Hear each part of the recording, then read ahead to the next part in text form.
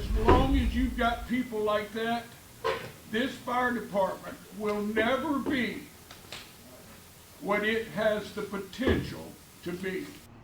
New tonight at 10, a crisis in Grand Bay. The community has come together to address the recent problems plaguing its fire department. We've already told you about the equipment failures and infighting, which led to a mass walk-off this week.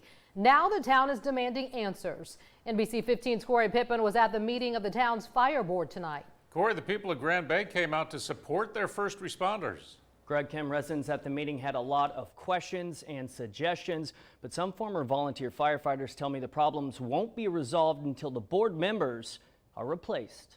Tonight, more than a dozen Grand Bay residents weighed in on the issues facing their own volunteer fire department as the fire district board held a meeting on the heels of losing its fire chief and other key volunteers.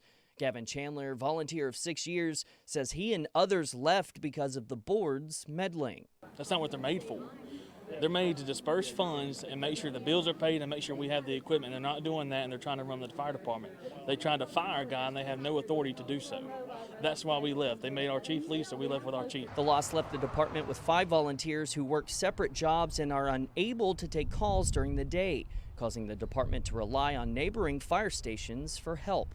What are we doing right now with the board, between the fire department and the board? How are we fixing it? Concerned residents and volunteers have also asked about new equipment. Fire Board President Tony Baggett declined to speak on camera, but did say the problem is funding. They've relied on $35 a year from the district since the 1990s, and 2 rate hike requests have been voted down. You just got to get all the facts and understand that firefighting is a complicated, dangerous business, and it is an expensive business. But some folks say more transparency is needed before they'll pay up. One of the reasons why I have yet to vote to increase that is not a clear-cut direction of where that money is going long term. Other residents suggested the board improve its effort to recruit volunteers. What do you think the fix is here? A whole new board. We have about 20 people that would come volunteer here if the board would step down.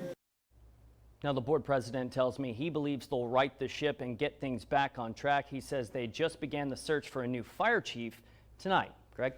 Corey, thanks. And as if the equipment issue weren't enough, Johnny Hatcher, chairman of the THEODORE-DAWES Fire Authority, is filing a complaint against Grand Bay Fire.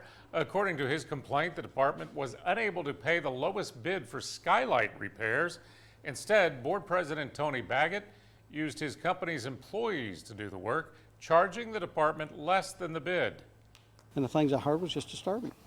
I mean, things that you just cannot do. I mean, you cannot use your public office for private gain. Baggett tells us he took no money for himself. It all went to his employees.